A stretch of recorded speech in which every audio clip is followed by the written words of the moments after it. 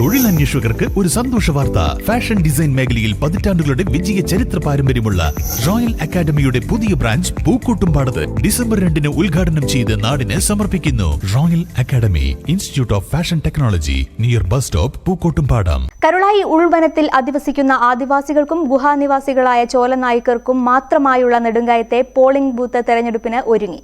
നെടുങ്കയം പ്രകൃതി പഠന കേന്ദ്രത്തിലെ 173 നമ്പർ ബൂത്തായ ഇവിടെ ഇക്കുറി 462 പേർക്കാണ് വോട്ടുള്ളത്.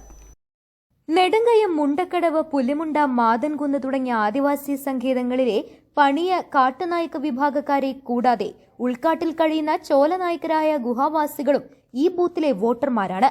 ചോലനായ്ക്കരായ 118 വോട്ടർമാരും നെടുങ്കയത്തെ 211, മുണ്ടക്കടവ് ഭാഗത്തെ 133 ഉൾപ്പെടെ 462 വോട്ടർമാരാണുള്ളത്.